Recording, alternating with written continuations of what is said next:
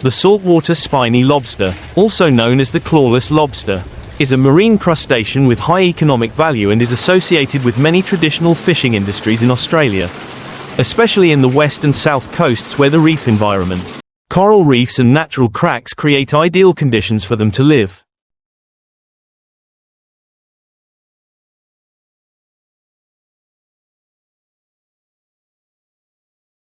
Unlike the American lobster with its characteristic large claws, the Australian spiny lobster has a long, slender body, a hard shell of reddish-brown or bright orange, and long, strongly developed antennae that are both a tool for sensing the environment and a weapon of self-defense against predators.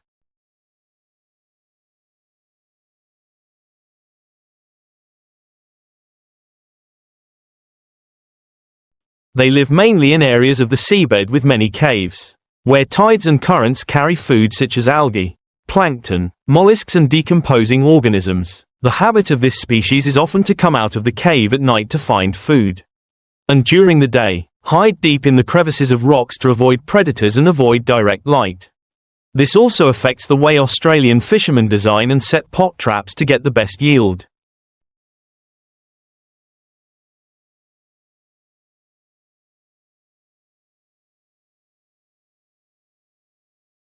In the waters of Western Australia, especially around Geraldton and Fremantle, spiny lobster fishing has existed for generations.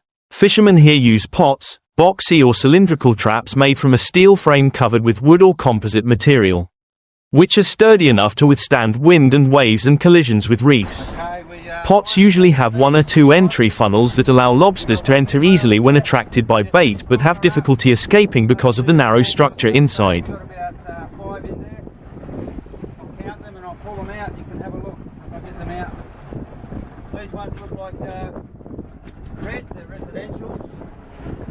The bait is usually fresh fish, small bait fish or fermented fish heads, with a strong fishy smell that helps spread quickly in the water and attract lobsters from a long distance. Fishermen will tie the pot to a long anchor line with a buoy marking the sea surface for easy retrieval, and mark the location to avoid drifting or mixing with traps from other ships. Another important factor is compliance with strict Australian government regulations on minimum size. Yeah.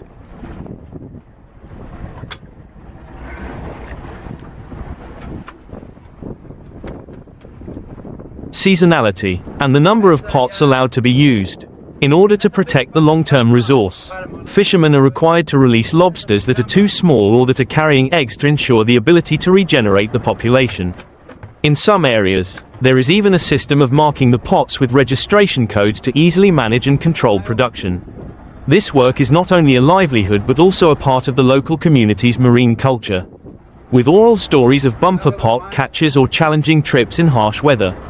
When collecting pots, fishermen must use a winch or hand to pull a long rope from the bottom, meter by meter, overcoming the weight of the water, traps, and lobsters inside. The thrill of seeing long antennae protruding from the mouth of the pot.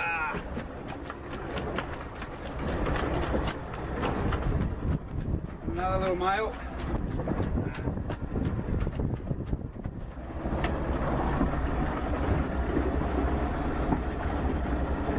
Signaling a successful catch is always a memorable moment.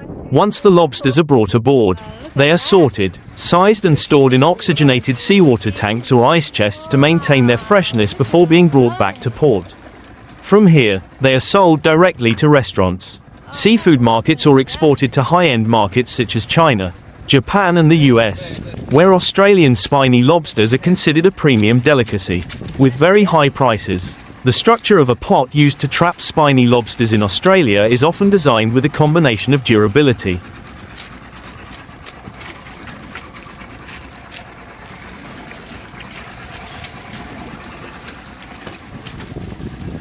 I'm just going to throw them on the floor down here for you. reasonable weight and resistance to harsh marine environments. The basic frame is usually made of galvanized or stainless steel, ensuring it can withstand wave pressure and saltwater corrosion over many fishing seasons. Outside the frame, traditional fishermen often use hardwoods such as jarrah or karri, native woods known for their durability and salt resistance, to form surrounding barriers. Today, many boats have switched to synthetic materials such as HDPE or composite fibers. I'm not sure what the one is. That one's in tar. I'll let you pop them down there, then we can look at them one by one. Which are lightweight, durable, and require less maintenance. The common shape of the pot is rectangular or trapezoidal, with a size large enough to hold many lobsters but still be able to pull them onto the deck. The entrance of the pot is an important factor in determining the success rate of the catch. Typically, the entrance is designed as a pointed funnel facing inward, with an outer diameter of about 20 to 25 centimeters so that lobsters can easily enter when attracted by the smell of the bait. Inside, the funnel gradually narrows to about 10 to 12 centimeters, making it difficult for them to turn their heads out. The material used to make the funnel is usually durable nylon mesh or flexible plastic wire.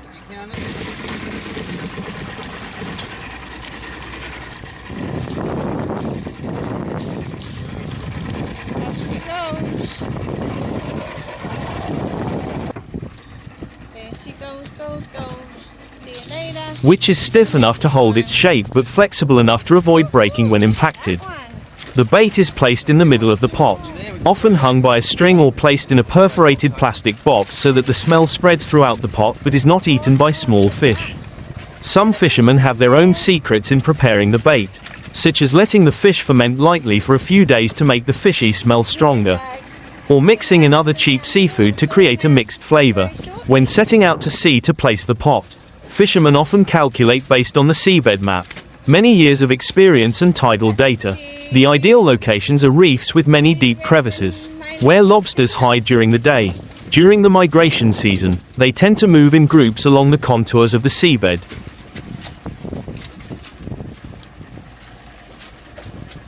Whoa.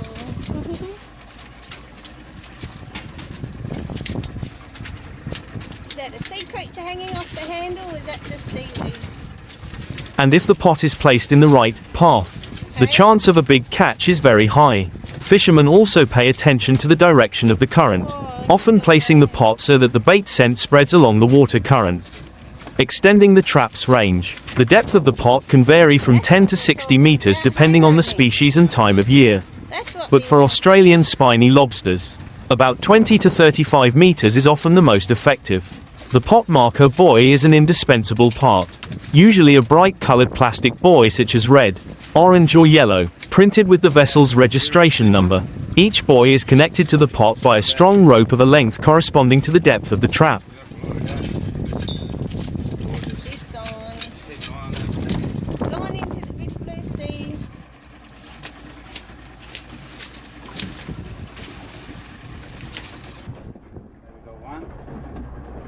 The rope is usually braided with polypropylene or nylon to prevent rotting and to float easily. In areas with strong waves, fishermen can use an additional buoy to reduce the pressure of pulling the pot out of position.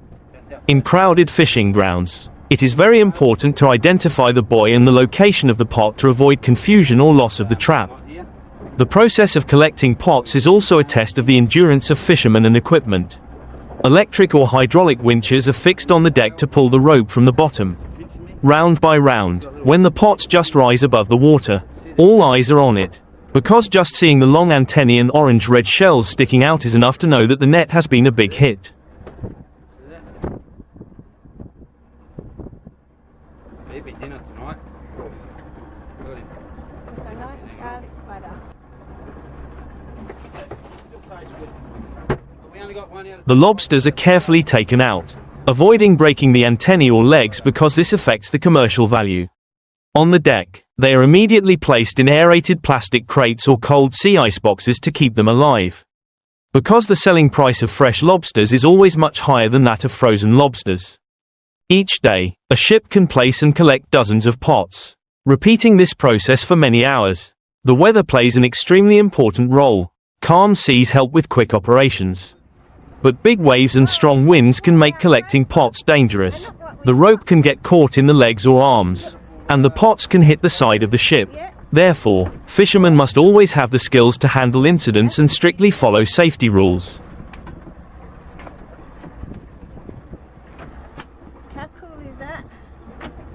got 2 males and a female that has to go back.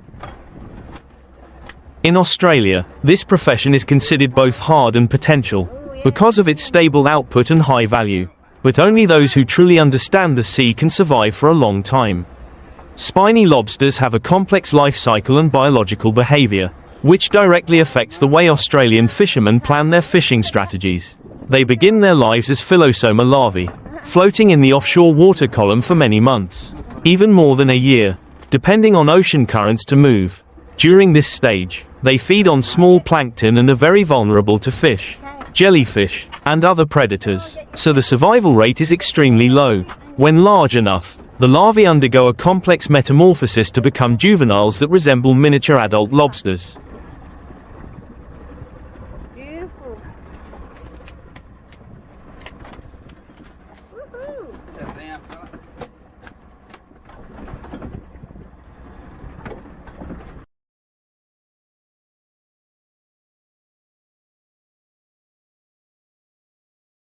At which point they begin to seek shelter in coastal areas with reefs. Coral reefs, or seagrass beds. The migration from offshore to shore is usually seasonal, coinciding with favorable hydrological conditions such as warmer water temperatures, abundant food and mild winds. Adult spiny lobsters usually live in small groups, hiding deep in crevices during the day and coming out to forage at night.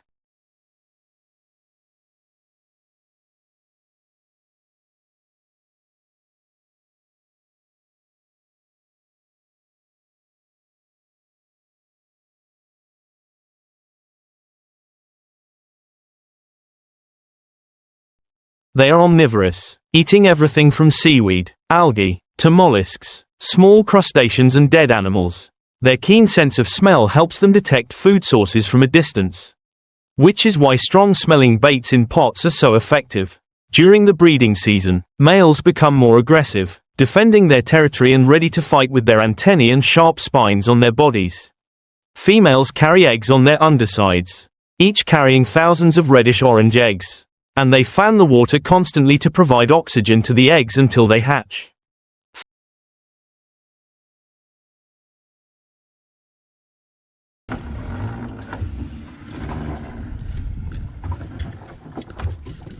Got a crane in it, bro. Got a crane in it? I think so. It's got a few. Got a few? Wait. Fishing regulations in Australia prohibit the retention of pregnant female lobsters, and fishermen often carefully inspect each one to release them as soon as they are discovered. The Australian fishing season typically runs from late spring to late summer, with different opening and closing dates depending on the area. During this time, lobsters are active and easily attracted to pots. Experienced fishermen know that early in the season, lobsters tend to be deep and scattered, requiring pots to be placed at different depths for exploration, while in the middle of the season, they are more concentrated in shallow water, near rocky shores. Later in the season, lobsters may become more cautious due to previous encounters with traps, so bait types or pot locations may need to be changed to maintain production. Mate. Yeah, way too easy size. That one?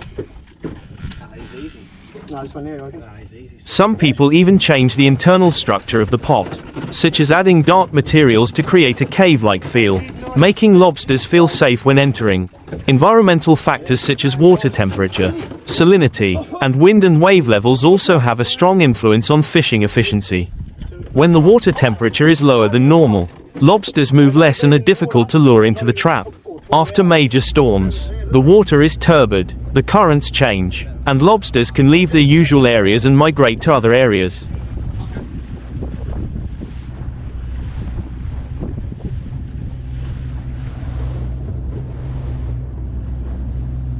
Therefore, fishermen not only rely on personal experience but also monitor marine weather forecasts, tidal data and biological reports from fisheries research agencies. Grasping the exact, golden, moment can determine whether a season is a bumper or a bust. In recent years, technology has also contributed to changing the way spiny lobsters are caught in Australia. Some boats are equipped with GPS positioning systems to accurately mark the location of the pot, avoid loss and optimize the trap collection journey. Others install underwater cameras to observe the behavior of lobsters around the pot. This is the bar too. thereby adjusting the type of bait or placement. However, despite the development of technology, the human factor still plays a key role. Skills such as reading the color of the water, sensing the direction of the current, or predicting where lobsters gather based on natural signs, are still secrets that only experienced fishermen have. The life of Australian spiny lobster fishermen is a series of days mixed with the harshness of the sea and the hope of a full pot.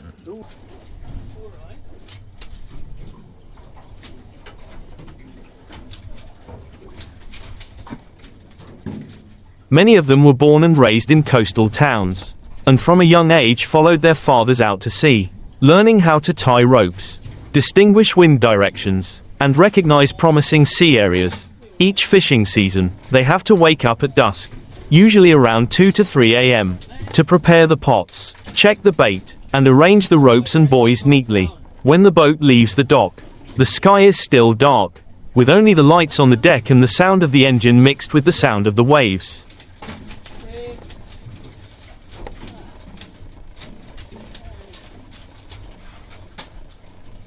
That's a female in sea toes.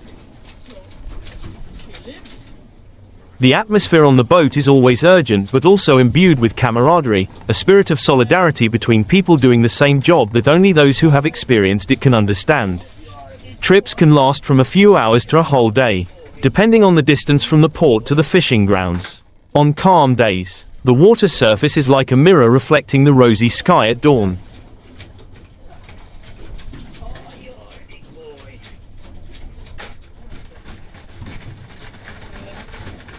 Making the work easier, but there are also days when the wind is strong. The waves are high, the boat rocks constantly, and each time the pot is pulled up, it is a challenge. The rope is slippery, and the sea water splashes on the body, making it cold. In such conditions, the skills of maintaining balance, working in a team, and following safety are vital. Fishermen often wear thick protective clothing, non-slip rubber gloves, and rubber boots to avoid injury. When the pot is pulled up to the deck, the results are not always as expected. Sometimes there are only a few small lobsters that must be released immediately. Sometimes there are only crabs. Small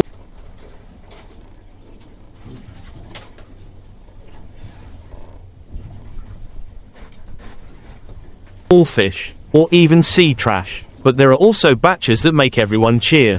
When seeing dozens of large, healthy lobsters crowded inside, their antennae wagging strongly, their shells shiny, after being sorted and measured, the qualified ones are immediately put into storage tanks, while the young ones or females carrying eggs are released back into the sea. This is not only in compliance with the law but also comes from the awareness of preserving resources for future generations. 5, 6. Because most fishermen understand that if they are exhausted, they will be the first to suffer. Spiny lobster trapping is also a clearly seasonal occupation. So outside of the fishing season, fishermen often switch to other jobs such as fishing for fish, crabs, or participating in boat maintenance, repairing pots, changing ropes, and repainting buoys. This is also the time for them to rest and spend time with their families after months of drifting at sea. Many coastal communities organize seafood festivals at the beginning or end of the season, where locals and tourists enjoy fresh lobsters, participate in seafood auctions, and listen to stories of the sea passed down from generation to generation.